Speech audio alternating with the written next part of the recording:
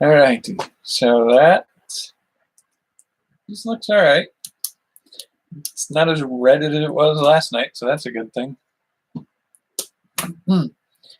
And I'm keeping this light off now because that's, I think, does a lot of the washing out. Because right now that's not bad, whereas usually it would be pretty aggressively washing me out. So I'll keep that in mind. I like a darker look, I think.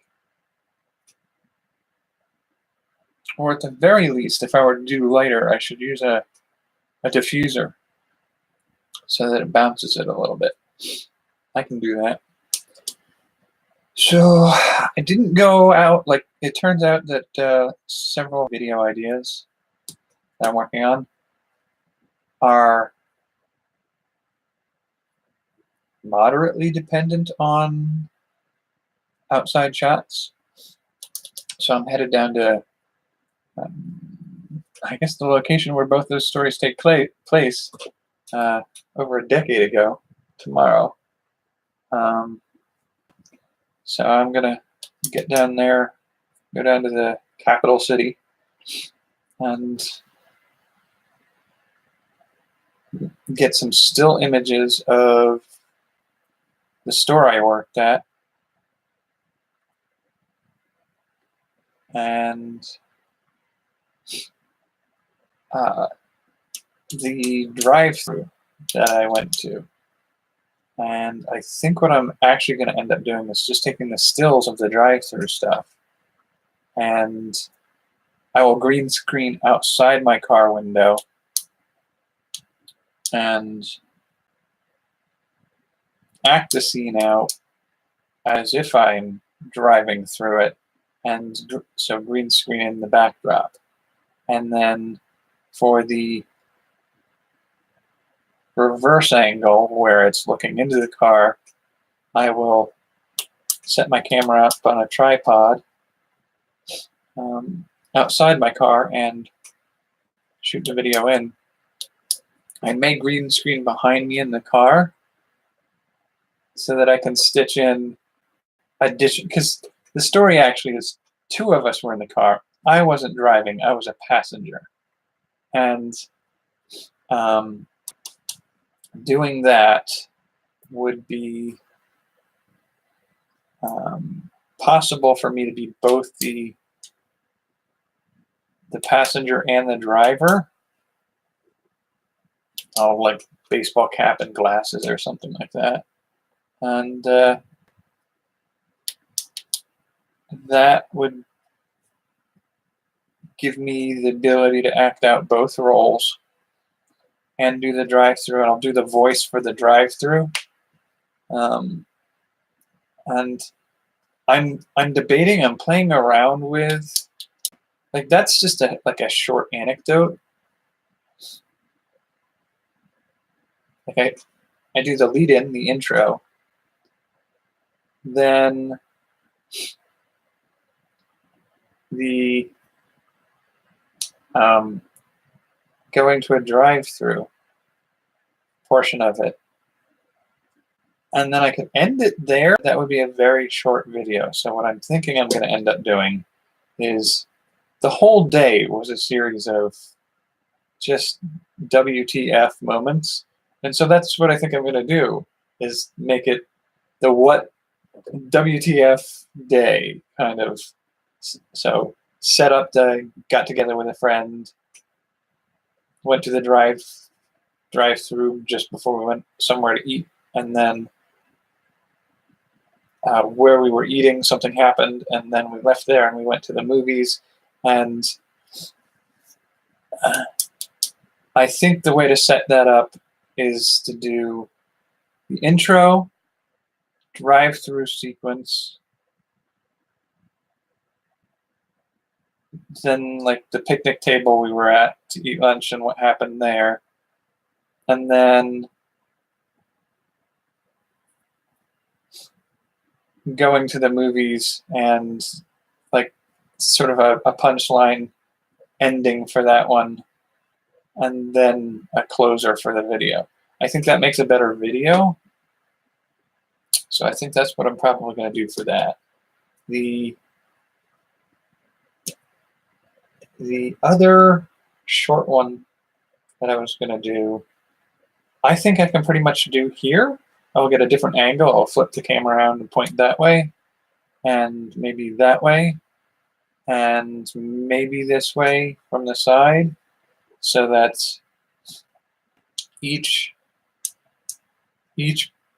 roll, it'll be 3 of us, and each 3 of me, I guess, is what I should say. I'll do each roll that way. I think that's the one I'm going to be using this webcam on. And the original premise was the how did they figure out rhubarb? I should probably go get some rhubarb tomorrow. Make it a little bit easier to do it. But so there's the roll of that.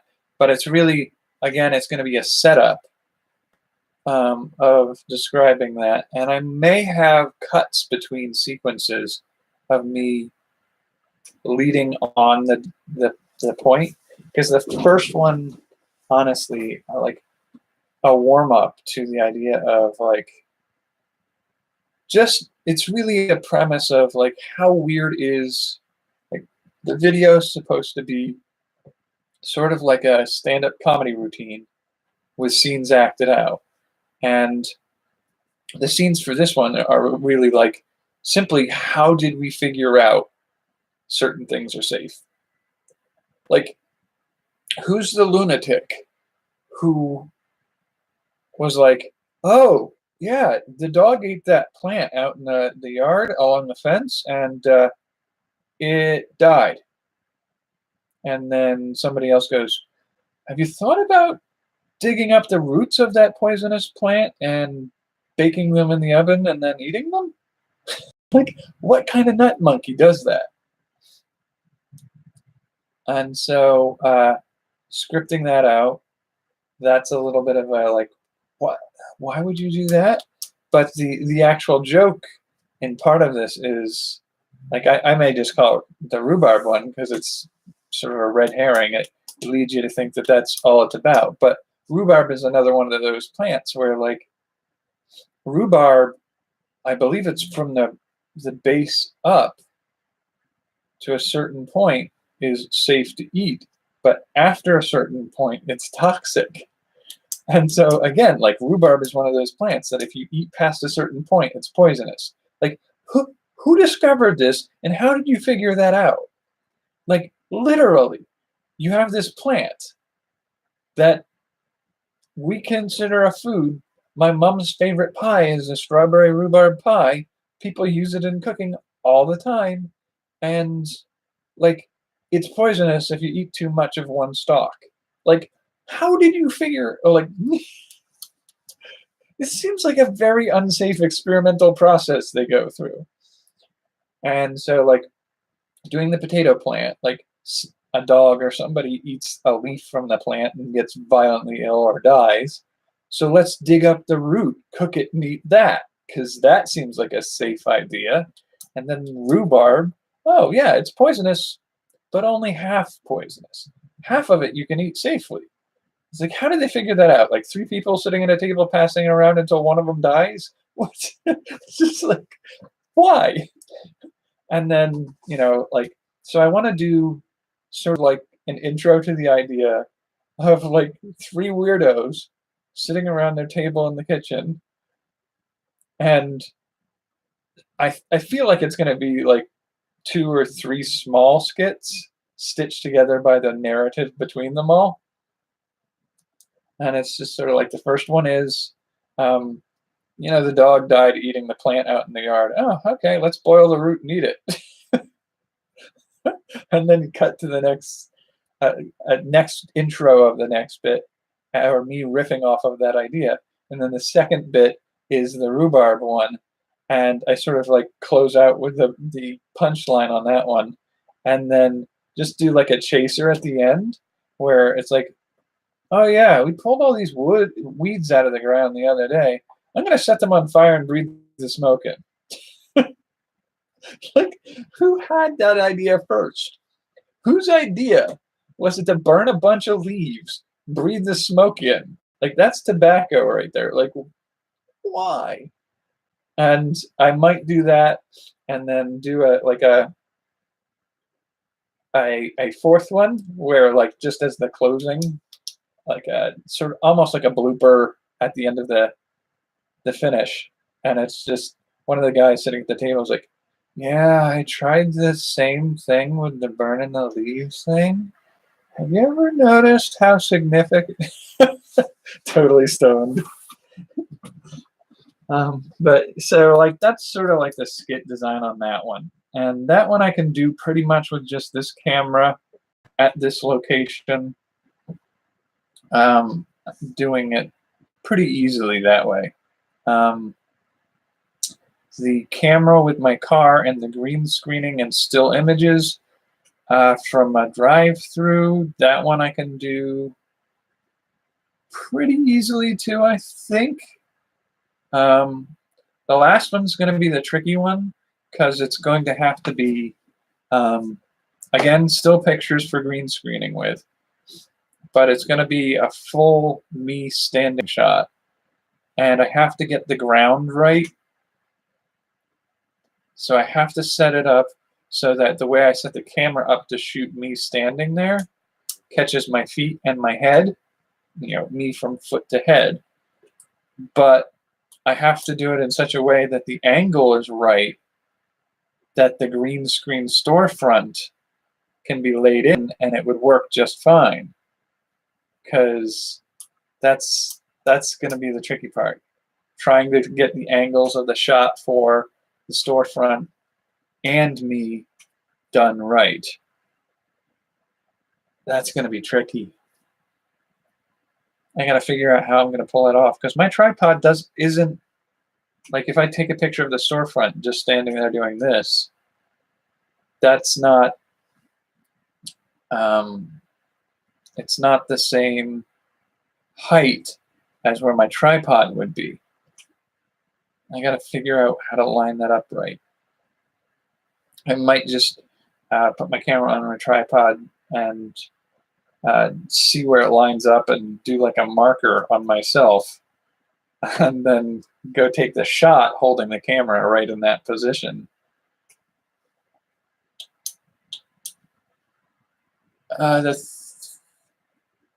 Of my 3-minute video. I think I saw a comment about checking my mailbox or something. Yes. I am hoping that video is longer than 3 minutes. I will have to go back and look. All right, I will check. I'm not sure if I should be nervous or not. But yes, I will say I appreciate the sentiment, and I will find out what the surprise is, I guess. Yeah, I hope you're not draining your coffers to support me in any way. I know you said you were recently retired. I don't want you spending too much on me there. But I'm anxious to see what kind of interesting possibilities I will be able to achieve.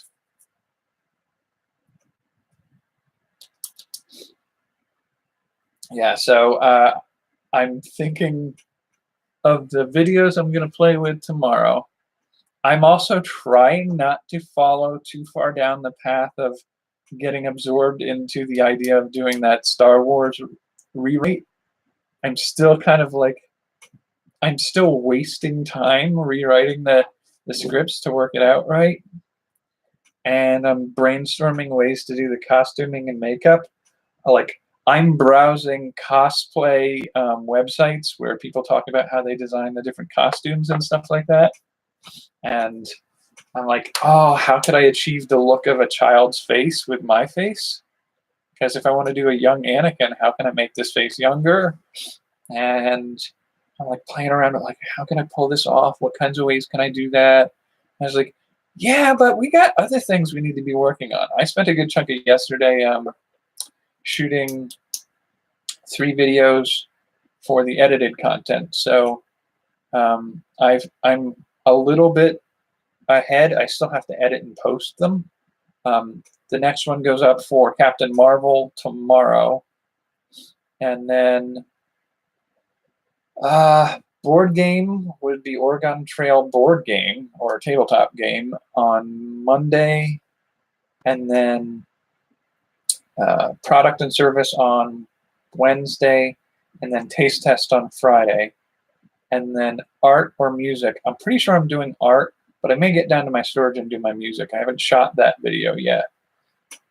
And then I've got the video game one recorded, partially recorded on here already. And then it's health and fitness after that. And that would be the finishing up for the month, I believe. And then I want to be posting the 3 videos I do this week. I wanted to do, I think I was going to do 1 per day, today, tomorrow, and Saturday. Timeline-wise, I don't know if that's going to be able to happen because they all require being able to visit the set.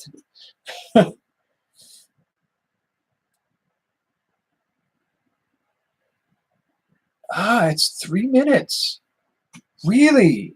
Okay, I'm going to have to go back and check that out. Because that, let's see, YouTube Beta Studio, it should be way more than 3 minutes.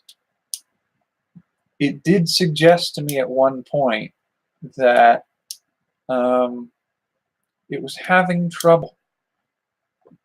And so it may have killed that video 3 minutes in and never finished it.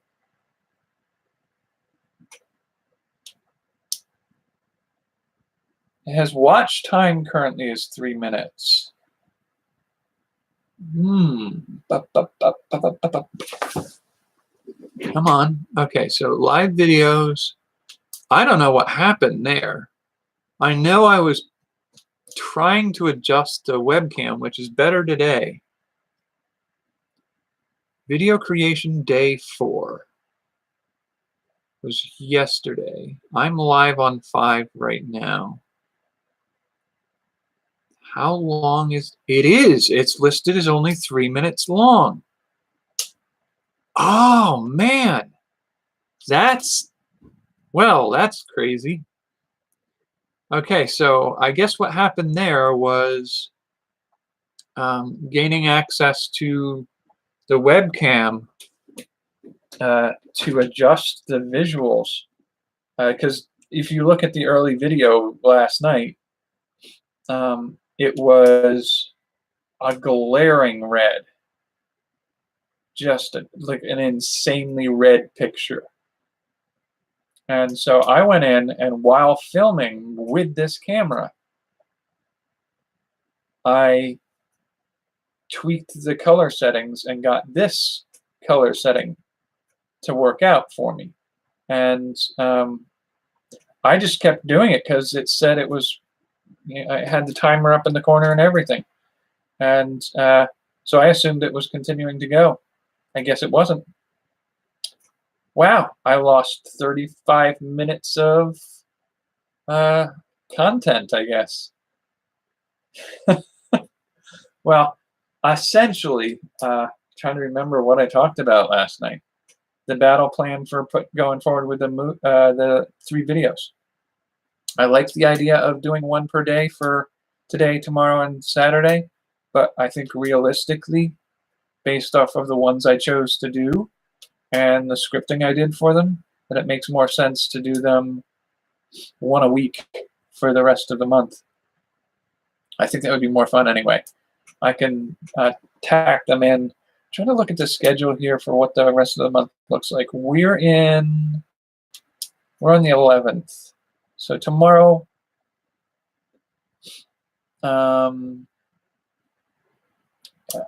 there are 3 Saturdays left in the month. And so I will post one on Saturday the 13th, Saturday the 20th, and Saturday the 27th. I think that makes the most sense.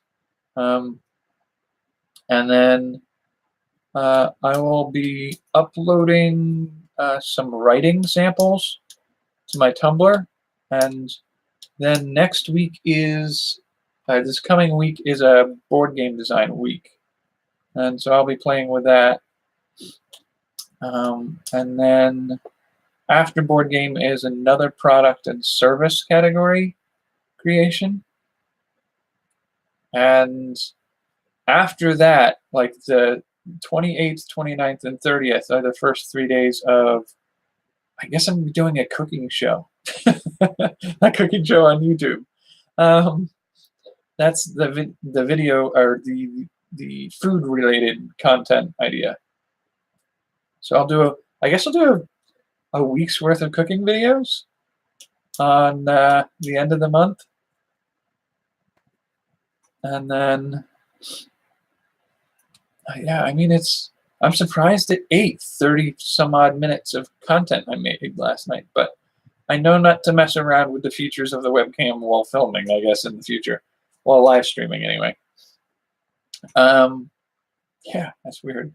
But the scripts for my pieces, I guess is something I said last night too, was the plan going forward is to treat the routine, each video, like almost like a stand-up comedy routine.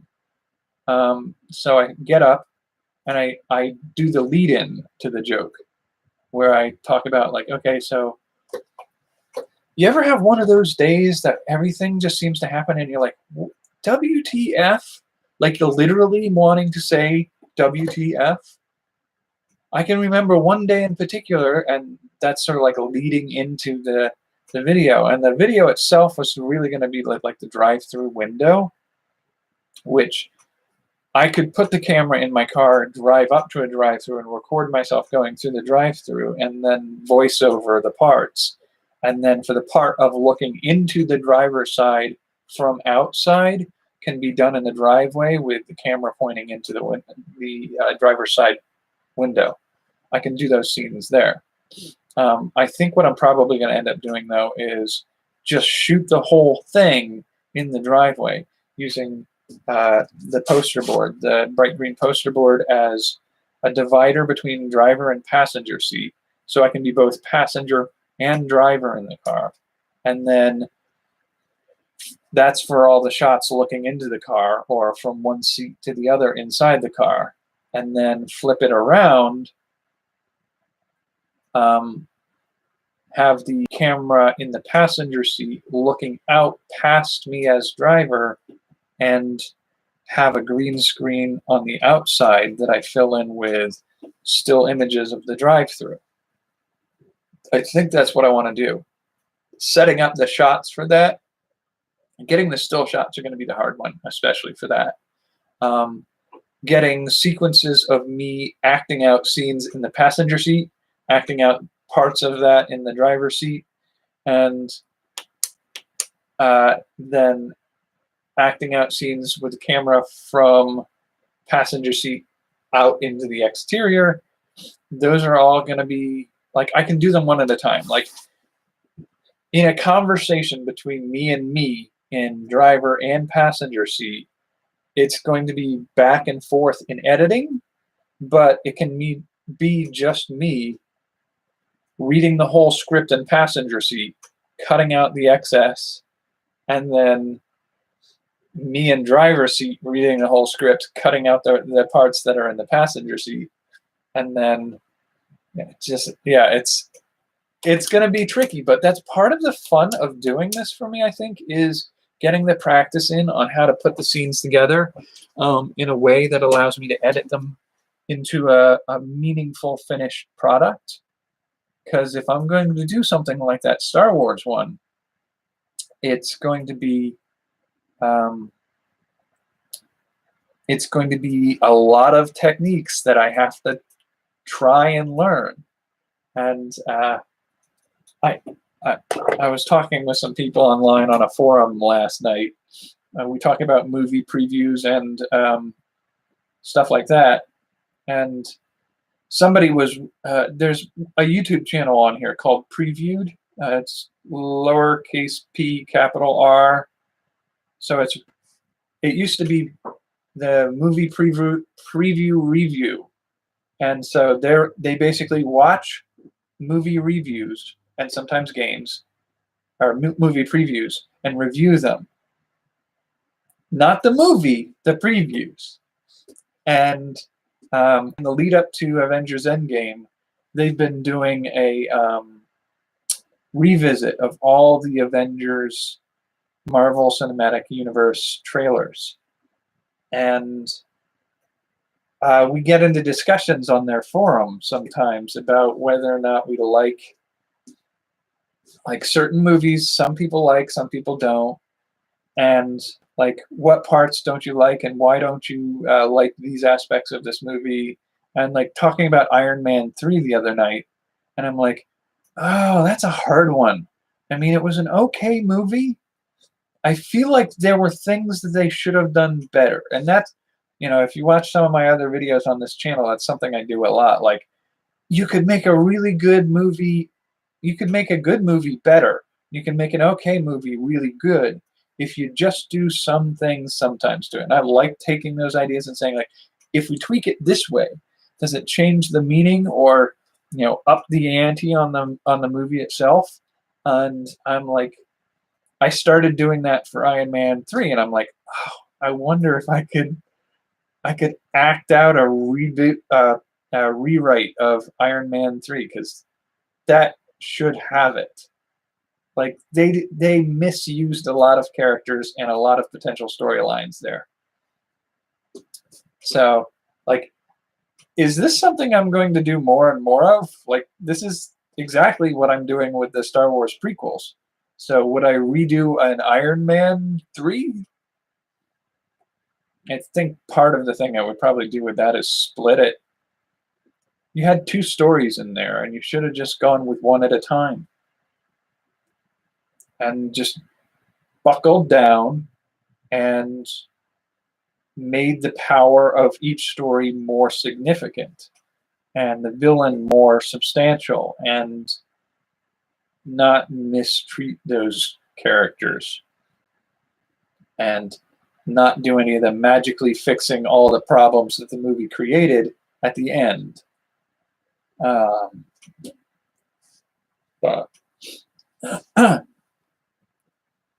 yeah, so I could imagine reshooting Iron Man 3 in a similar way to what I'm talking about here for Star Wars prequels. That would be tricky.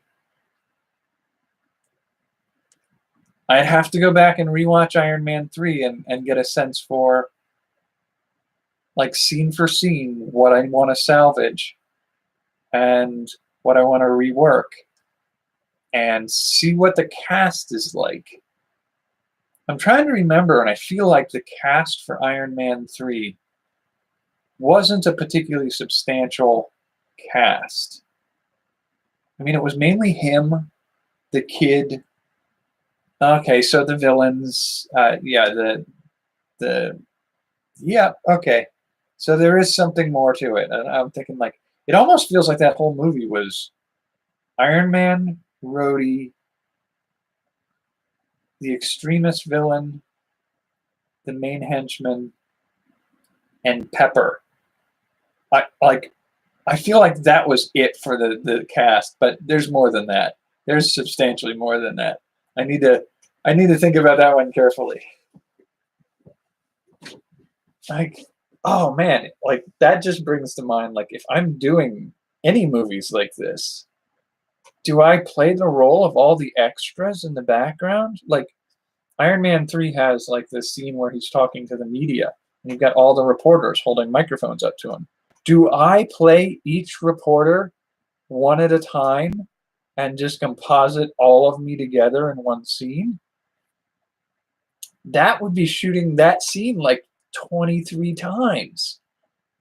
Oh, that would be amazing to pull off. And to choreograph each of those scenes would be nuts. Oh,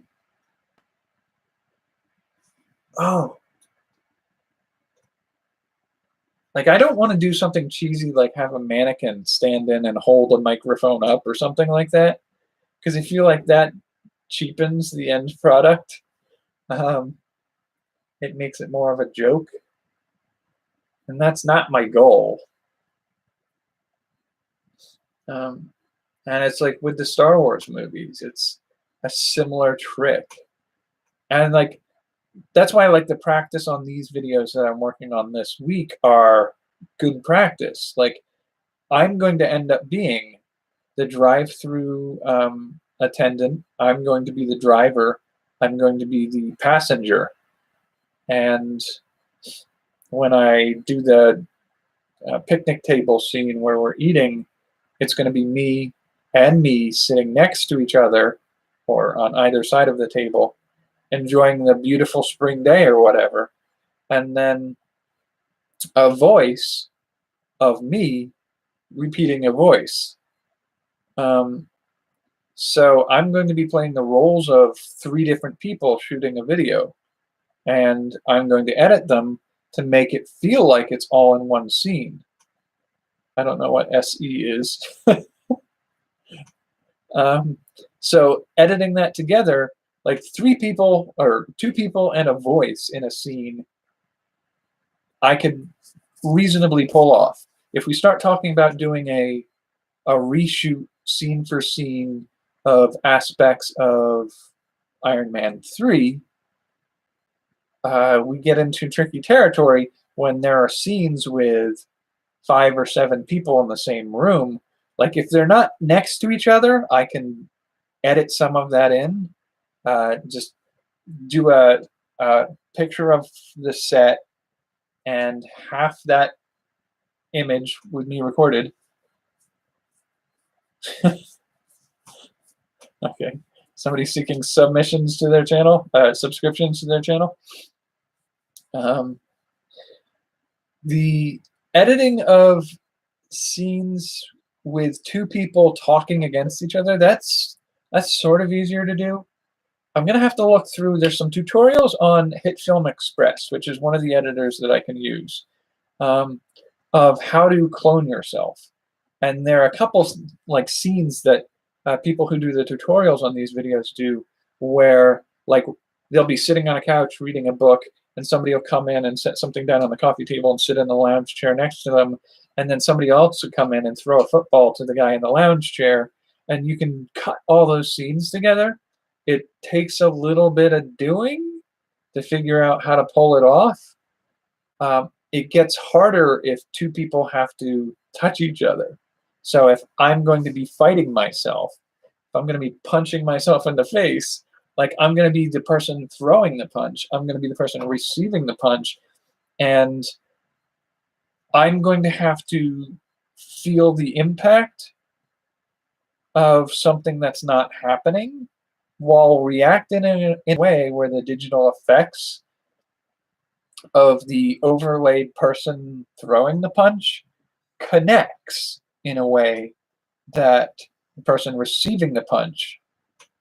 I mean, it's just that's complicated. And if I ever have to do something like grab myself by the collar and pull myself forward, I'm gonna have to maybe rig up some like pulling systems, some ropes or something. And oh man, I'm gonna have to hardcore learn how to do tricky like stunt tricks. Now some of them they're going to be full on green screen, me falling back on a beanbag chair or something like that, and instead of falling off the side of a building into an inflatable fall break, it's going to be just me falling back into a beanbag chair. Tried to do it in a right angle with the chair being the right color that I can remove it digitally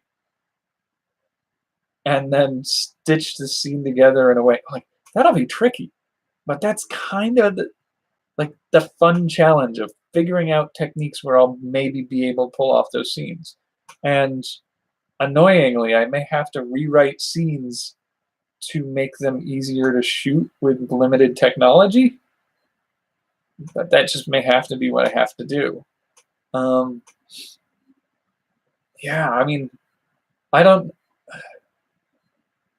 want it to look cheesy. Like the Star Wars ones, like I could do the Force leap. I can use a lot of the techniques they use. They did a lot of green screen work on the Star Wars movies. So I should be able to pull off some of that relatively easily. I think the tricky part for me is figuring out like the personal interaction,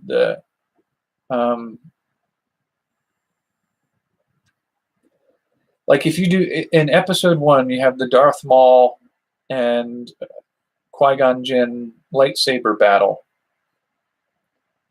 and I have to be both on the receiving end of attacks and the giving end of attacks in the same scene, and I have to receive impacts, and I don't know. Well, that might not be too bad to do, because what you're using in those situations is mostly the end of a weapon that's extended out from you. And I can do, like, I can use that lightsaber as a sort of like cut it off at the handle, and the interaction, the connection of the blades striking each other, that can be all done in digital, so long as all the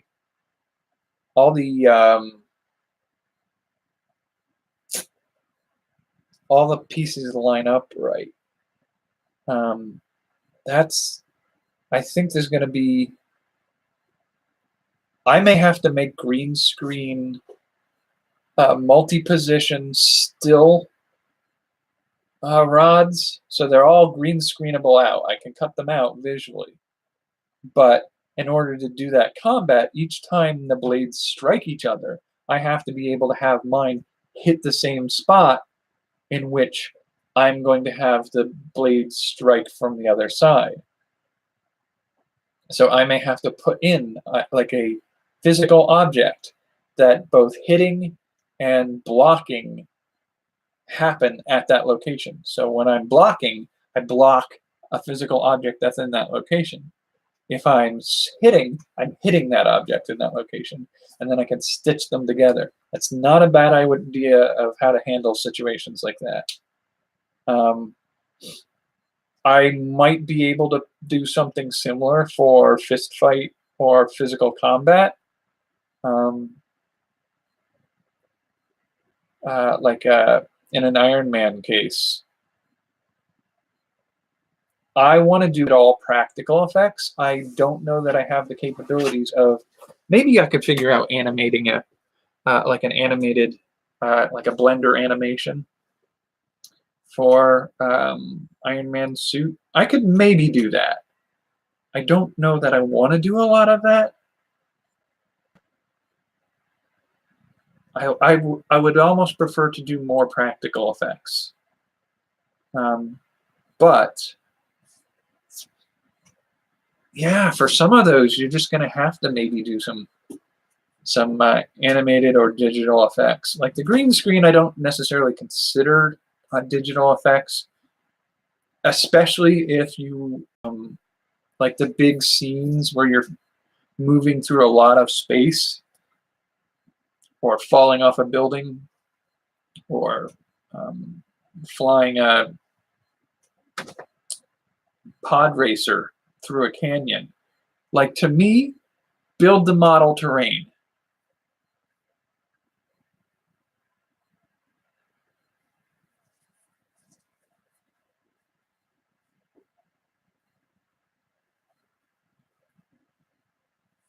Yeah, I did, like, the video I posted yesterday, the edited video for the book. That's all shot using my simple point and click camera, Canon camera, and it's edited in HitFilm.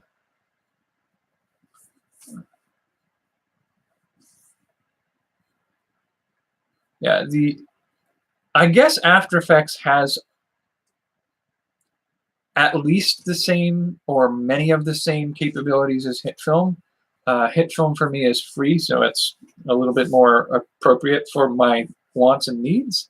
But the thing I got to figure out, and I know I can do it. There's a way you can do these special cuts. Some people do them when they do videos like tutorials or interviews, or like it would be fun to do them in the Makerspace tours, but frankly, they take so much time to do that I'm like, I don't want to overcomplicate. Like I've got, so 50 states times 3, I've got 100 times 5.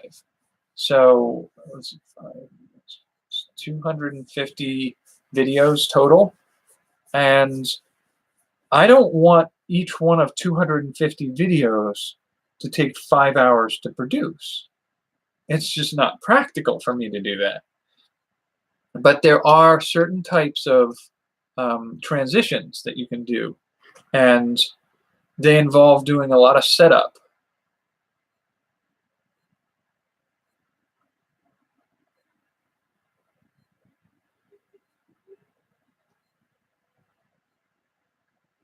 I've had a few issues with HitFilm Express freezing on me and then having to be restarted. Luckily, it saves most of the work I've been doing. It's just it might have lost the last 5 minutes of what I was doing, but I found that if you save every time you make a change, if you just get used to hitting a key feature each time you've done it, yeah, you'll have to sometimes force quit, reopen, and start back up. But it doesn't happen too often. I think the time it happens most often is if I've made way too many changes between my last save and this save, that it's trying to keep it all in RAM, and then it starts to choke. And once it starts to choke, it's locked out. I can't save what I was just doing. So I try to be more conscious of saving at regular intervals so that I don't risk losing a lot of work in one go. But if I save regularly, once I hit the save button, it almost never freezes within 5 minutes of me having just saved. And I can literally save, walk away for 20 minutes, come back, and it's fine.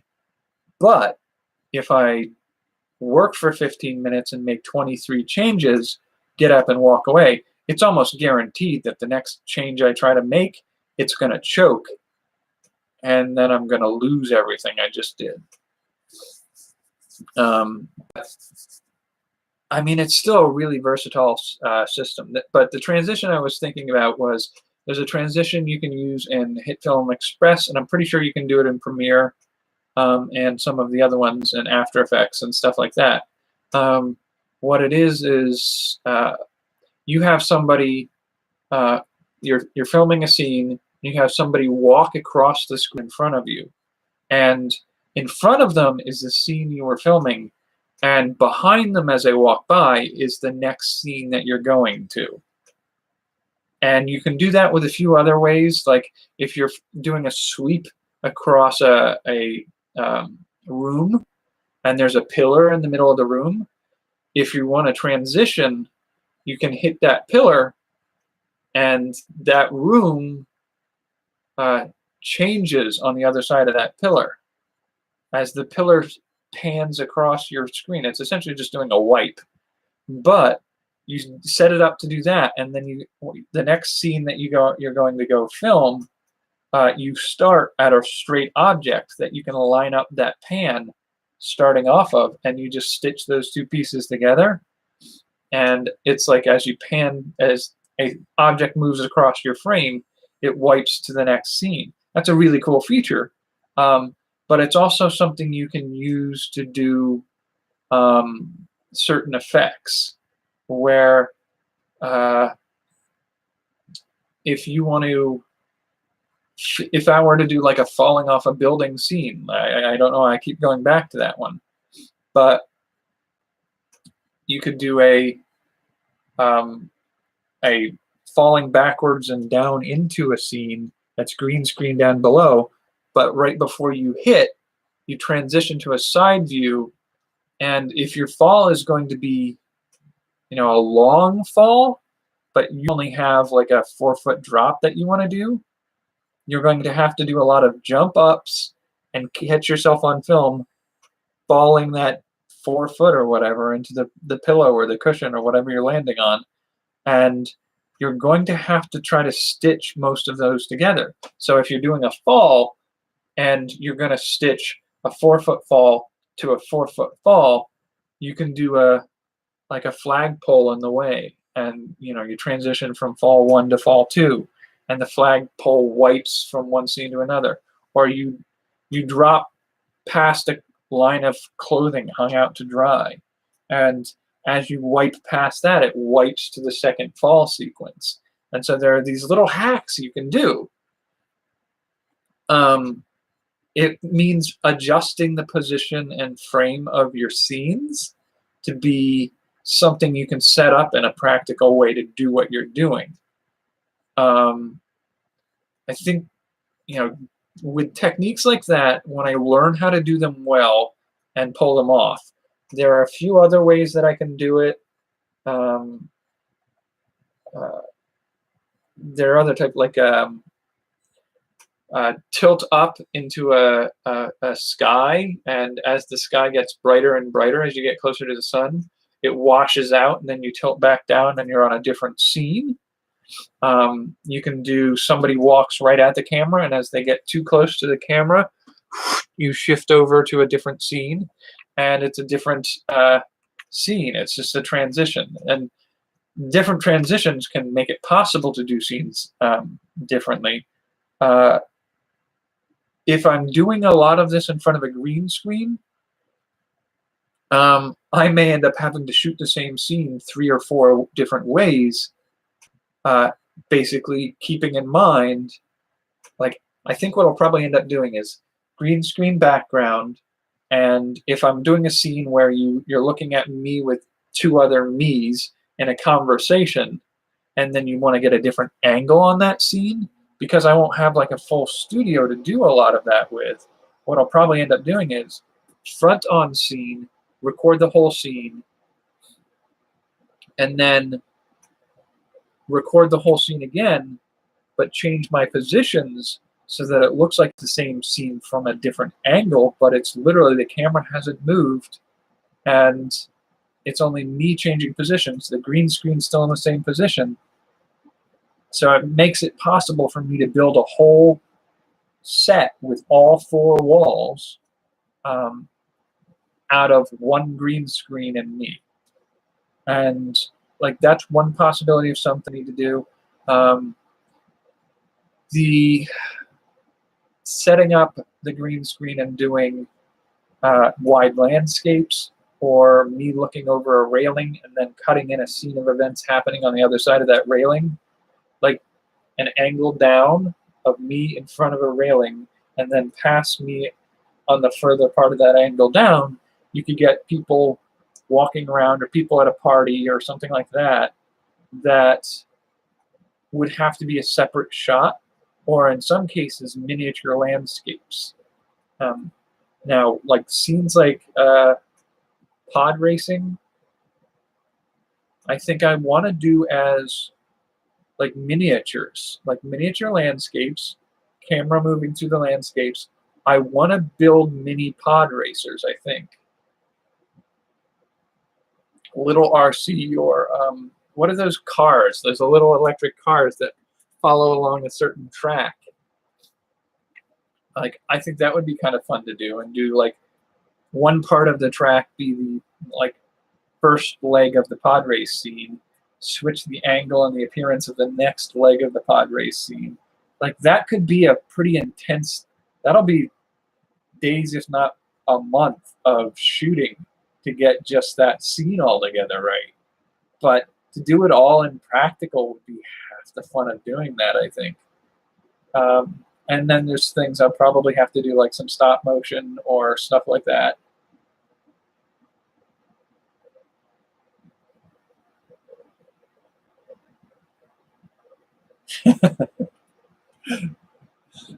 What, like a So you're talking about doing like a backdrop that scrolls by on a motorized thing, or are you talking about doing the racer as a glued-on object to a belt that moves in a direction? I'm trying to think. There are a lot of ways we could pull that off. I feel like it might be easier to do like the pod racer as a remote controlled vehicle on a green screen floor with a seamless green screen upwards. So you have like a long room with green screen flooring that doesn't come to a right angle, but just bends upwards and meets the ceiling in a corner. So with the green screen, you're going to be driving your remote control car with green screened wheels or whatever underneath of it, and get the vehicle to move on the green screen. Maybe even build the RC vehicle in such a way that it's so big that the wheels underneath are not visible from any angle that you shoot it at. I may have to build multiples. So like if I do a low angle up at the pod racer going over, I get the front and bottom of it, but have the top on a like a pulley or a something system. And then to switch that to a top down or side on view, have it be a remote control vehicle moving across a green screen terrain, and then pull out the terrain and then do the miniature terrains, build them as model sets, and just put the image of the pod racer, remove the green screen, and put the built terrain in. Like that, I'm excited for the opportunity to try to do that at some point. That would be fun. Trying to imagine what it would be like to do a battle on Naboo, the first movie's climactic battle. Like that would be tricky to pull off with me being me being one of the armies. I got to remember, I'm thinking a lot of the droids are going to be puppets. Some of the animals should be puppets too. Oh man, I get so excited about this project. Like this could be so fun. And I feel like I'm going to have to give an opening chapter, or at least a start, to get enough people to pay attention and be interested enough in the project that I can get enough like interest and support to support the project. I can't, as far as I was able to do research-wise the other night, I can get away with doing fan-based Star Wars stuff pretty much as detailed as I want to get with it. I just can't make any money from it. I can't kickstart it. I can't do a fundraiser. I can't put advertising on the front of it. I can't do... the other thing I have to pay attention to is any copyrighted sounds, because the algorithm alone will catch those. If I use any of the music, I will get flagged by the music companies that own the rights to the music. And that's distinct from the movie itself. And so I can find some classical music that's open. It's no longer under protection. William Tell's Overture. I could do 1812 Overture. I could do what's the Beethoven? I think it is. It's like da da da da. That would be fine for Darth Vader scenes. I don't need to use protected Lucas or any industry music. So I can figure out the music. I can work on building some of my own sound effects based off of how they did them in the other movies. Just make my own portfolio, be a folio artist, I guess, and make my own sound effects for them. I can make my own terrain and stuff like that for scenes, and yeah, there's not a lot that I wouldn't be able to pull off some homemade version of. But there are, like, I still, even with all that,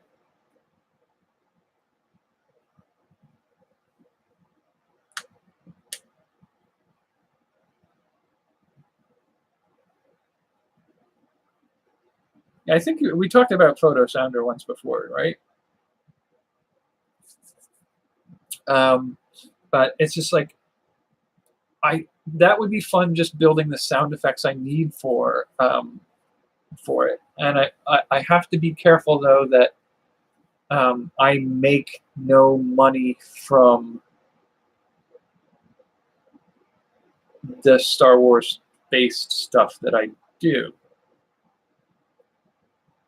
And like, if I do any other movies like this, I also have to be hugely aware of that. But I feel like I'm not even sure Marvel would let me get away with redoing scenes from many of their movies, even if I don't make money from it. I'm not sure what the rules are for other franchises. Lucas has always been very, very gentle with the fan base.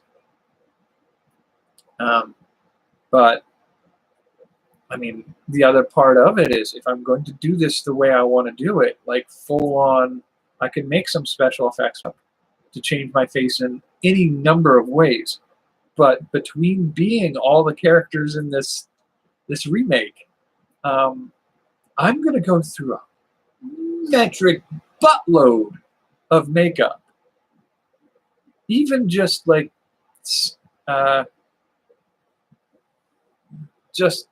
making my hair different colors, or like some wigs, do some skin tone changes for different characters to differentiate them.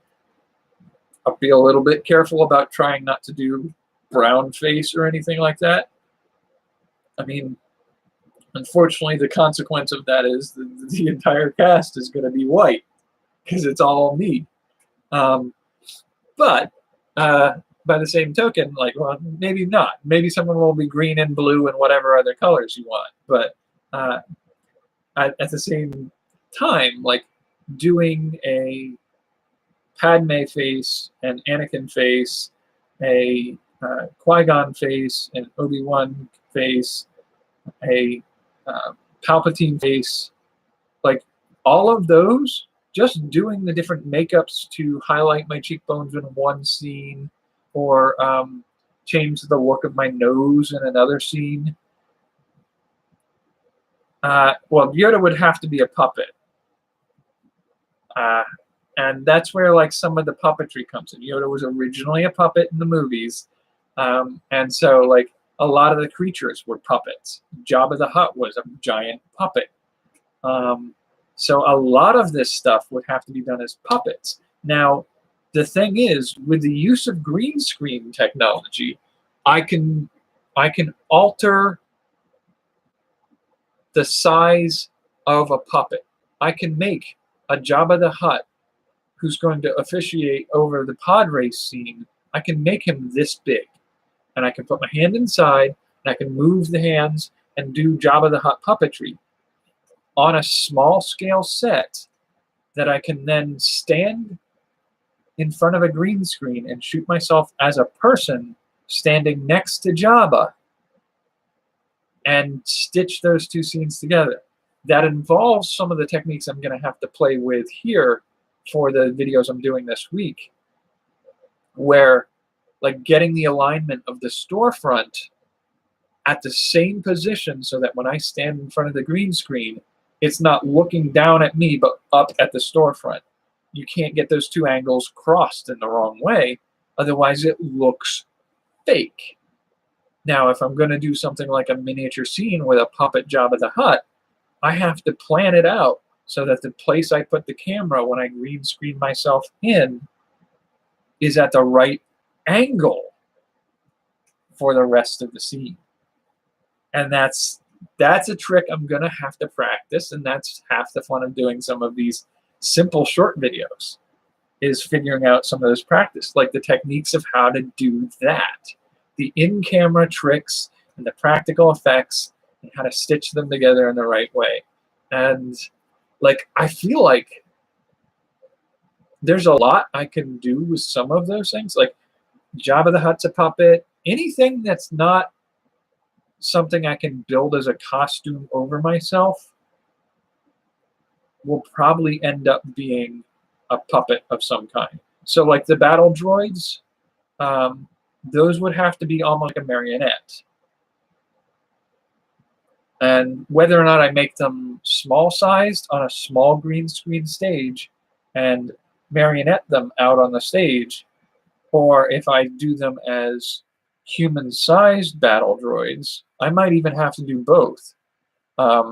Where I would do something like I'd wear a green screen skin suit so that I can remove myself from the scene as I hold and move the arms and it walks with my walk. That would be the battle droid motion. And then, you know, take that image and do like a 12 minutes of footage of that in different ways of moving so that I can stitch bunches of them together on a green screen. So it's one puppet moving for 12 minutes, but it's 12 seconds of screen time where hundreds of them are moving in different ways. And it's like that would be one of the techniques I could try to do. And it may not be as good as the original movie, but I think half the fun of this is just to see like how good can I get it as one guy playing all the roles and with like no like studio film set, just a room with a green screen and like limited camera capabilities, a bunch of prop making and costume making. Like I do all those myself. Like this would be a lot of amazing fun, but it's also going to be epic amounts of work. Like just shooting the original Star Wars movies. They did it on a shoestring budget. The original Star Wars, if I remember correctly, is a shoestring budget. I mean, in that case, it was thousands of dollars, I believe. Maybe even edging up towards $500,000. But the technology has improved since then. So it offers me a little bit of an advantage there. But by the same token, like it still took them over a year to shoot, act, sound record, music score, edit, and put together that whole movie. And that's a whole team of people working on it. And so like one person doing all of that, it's going to be a lot of work. And I feel like if I tease it and then do the whole thing, it's going to be like a teaser, and then 4 years later, you're going to get the end result. But if I can do that in installments, like half an hour, 15-minute to half an hour installments or something, find natural breaks in the storyline that make sense, I feel like I could maybe do it a little bit better that way. Because if you watch a 5-minute teaser for it and you have to wait 4 years for me to do the rest of them, that would be insane. But if every 3 or 4 months you get another 15 to 20-minute installment, I think that's a little bit easier on the viewer. But I don't know. I'll figure out. Like, for all I know, what I end up doing may end up being easy enough to pull off a decently, not great, not like it would ever appear in a theater. And it's not going to be Sundance Film Festival quality kind of indie movie kind of thing. It's mostly going to be, it's almost going to be like a Muppet Show version of the prequels. Because I will have puppets. I have to have puppets for animals Some of the stuff I may do stop motion stuff for certain select scenes, but stop motion is tricky to get done right. Whereas some puppetry, if you know what you're doing, like stop motion can take months to shoot a 3-minute scene. A puppet can do a 3-minute scene in 3 minutes. So naturally, I'm leaning towards puppets wherever possible. But costumes, props, makeup, green screen, miniature landscapes, and potentially miniature set design. And I may be able to get an interesting put together through that. It's such a fun idea to think about doing. Yeah. Now, it gets harder to do movies more like Iron Man that way, because they're mostly human, honestly. Like, if I play all the roles, being different humans is a lot harder than being different aliens. Like, I can make silicone alien masks. I can make all sorts of, like, I can make an extra set of arms that'll move when I do this. And, like, I can do things like that. That makes a perfectly good alien. I don't think I could do an achievable... I don't think I could pull off Captain America and Iron Man and Thor all being me and do it well. That's a lot harder to do.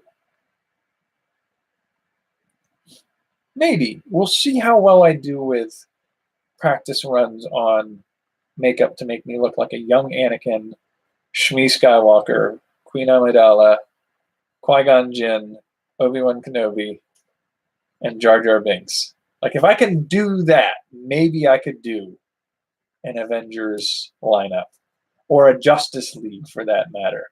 That would be interesting to try to do. Justice League, I hear, is definitely a movie. I haven't seen it yet. Is a movie that needs to be redone.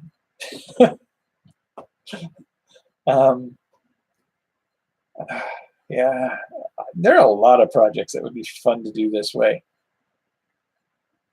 But so many of them are going to be things that I can't make money off of, but they're going to be expensive as all Hades to do. I did think for a little while that instead of, well, even that, like, I had an idea for a series of video shorts where I was going to do a scene where essentially Batman wakes up and he's been caught and he's tied down to a chair and he's going to be confronted by each of his villains. His rogues gallery are all going to be walking in and gloating over the fact that they captured him and sharing their sort of how they got to be in this position. So I would be Batman and I would be all of his villains. And I thought it would be fun to try to do, like, reimagine those characters. So, like, reimagine Harley Quinn in a way that the story, I think, works better as an origin story for Harley Quinn. Reimagine Poison Ivy. Reimagine Bane. Reimagine Killer Croc. Not as a comedy, though. As really kind of like, can I play all those roles? And part of the fun for me would be doing something along the lines of, could I pull off the effect of looking like, acting like, sounding like, and costuming, and maybe even displaying abilities, special effects, as the abilities of all those characters. Like, that'd be tricky, but it'd be fun to try to do. How am I hungry? I literally ate before I started this video. It's only been an hour. I don't know. Anyway, um, I mean, I could do silly stuff too, but like the appeal, like I think part of the appeal of the Batman thing to me was we've seen the Val Kilmer as Batman, we've seen George Clooney as Batman, and then we saw like George Clooney and Val Kilmer as Batman, and they were not quite like spoofs, but they were lighthearted plays on. They weren't. I feel like when I saw those movies, I wasn't like, this is intense kind of movie. But when we finally saw the what is it, the Schumacher Batman movies, like Batman Begins and The Dark Knight, holy crap! Like they made that character more real than he's ever been on screen, and it works so beautifully. And like, so there's a part of me wants to say like, there's a lot in the Batman or the comic book universe that's really kind of corny. Like we went through the 60s and 70s of superheroes, and you have Marvel supervillains that are like, what is it? Paste Pot Pete, who is essentially an old man in a weird colorful leotard shooting off a glue gun. Like really? Like this is a joke. This has to be a joke. But there's an aspect of it like we can make them more true to the real world now. Like what would it really be like to have a vigilante? And what would it really be like to have them fighting for justice for the common man in the streets? What would it be like to have a bunch of people who are genetic freaks as far as the general public are concerned, but they're training to use their freakishness to protect and help people?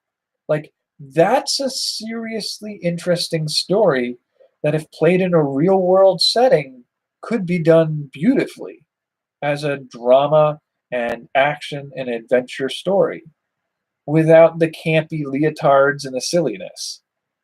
Now, the trick to that is even when you're in a serious movie, funny things happen. Like, you can't have it be so serious that it takes itself too seriously. And there's a fine line to balance.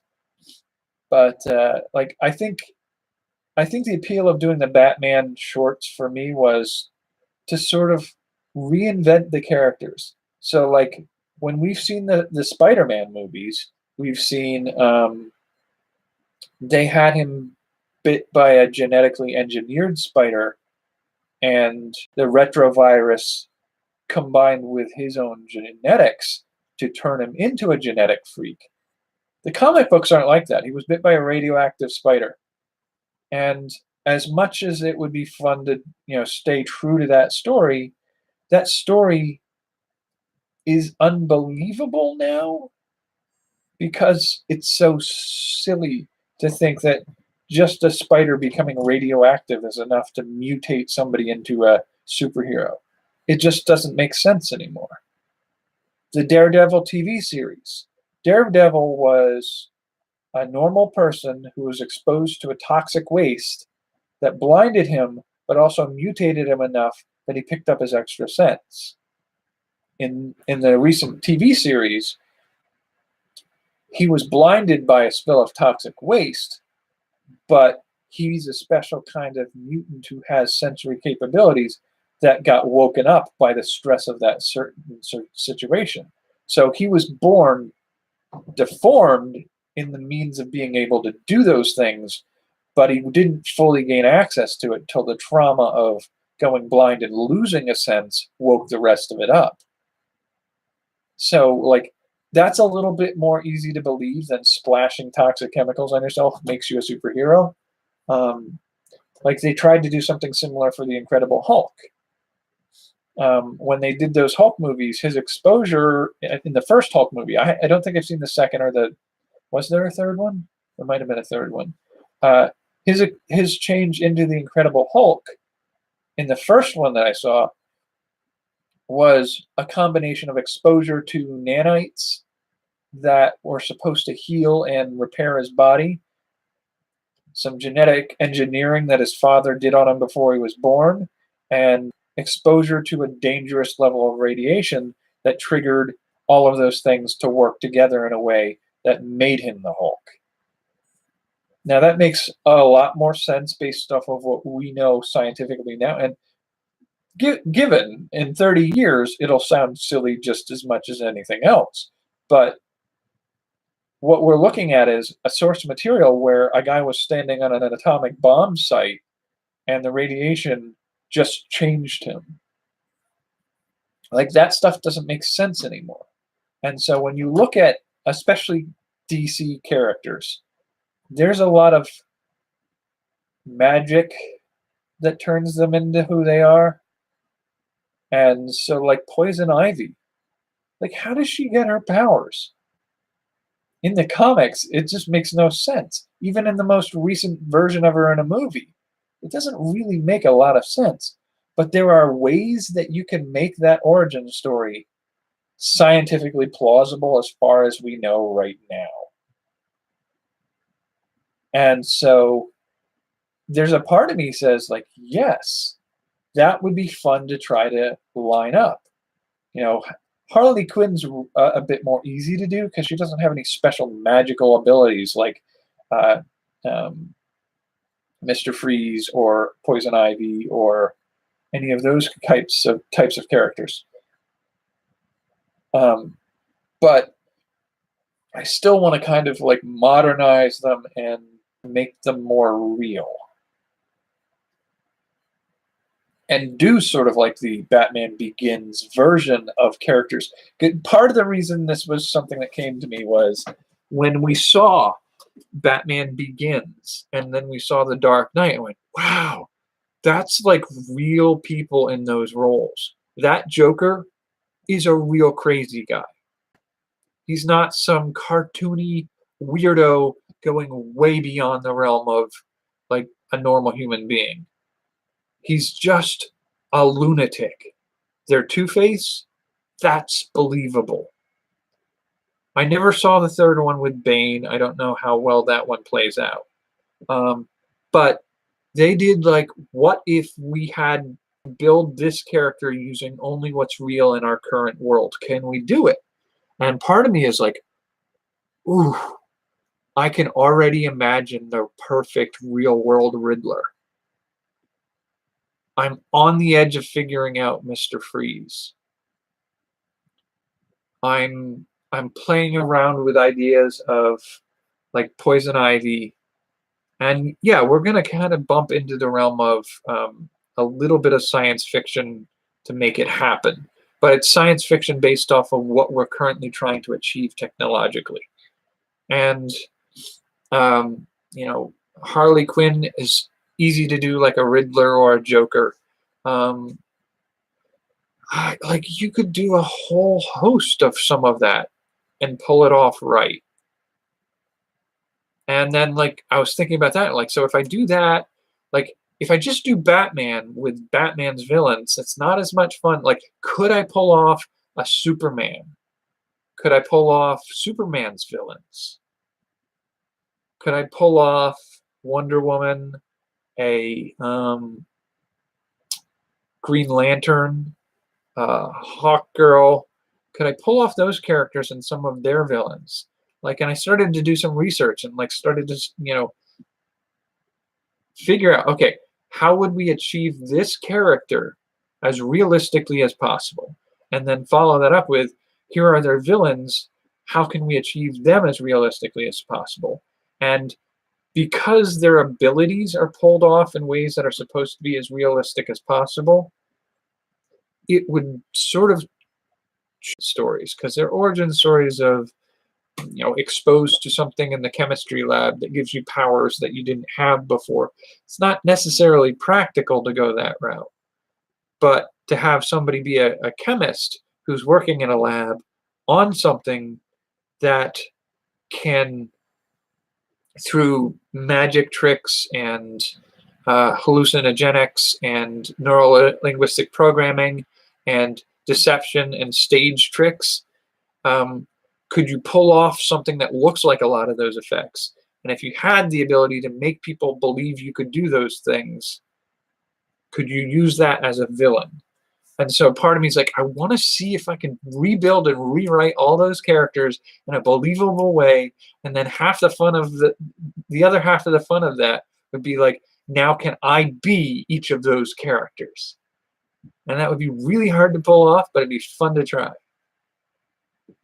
Because there are a couple people out there who have done interesting makeup stuff. There's a woman out there who has done like a body painting and face painting to look like a comic book Superman, and she gets the the lines and the lighting, the highlights and the shading, so that looking straight on at her face, it looks like a young Christopher Reeve, and it's amazing. It changes a little with body shifting out of the line of sight, like out of the right lineup. When you get out of the right lineup, clearly the pectoral muscles change in a way that just doesn't work for her. But like straight on at the right position, she does amazing things with that. And I'm like, using me as a blank canvas and prosthetic makeups and costuming tricks, could I pull off a good enough version of some of these characters? It's like, I don't know, but it would be fun trying. And we're almost at an hour and a half, and I'm rambling about something else right now. So I will cut it here, and hopefully this doesn't go up as a 3-minute video tonight. And tomorrow we should do better than yesterday, and hopefully we don't run 2 hours or an hour and a half tomorrow. Alrighty, I think that's a good place to be for tonight. Take care of yourself and have a good night.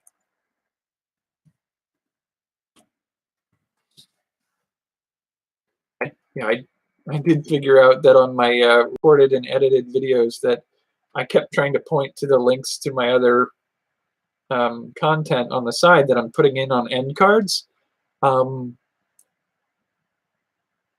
Apparently you can only do that in the last 30 seconds of your video, and I started pointing at things that weren't there 2 minutes before the end of the video. So I got to work on that, but have a good one. Yeah, tonight. Okay, so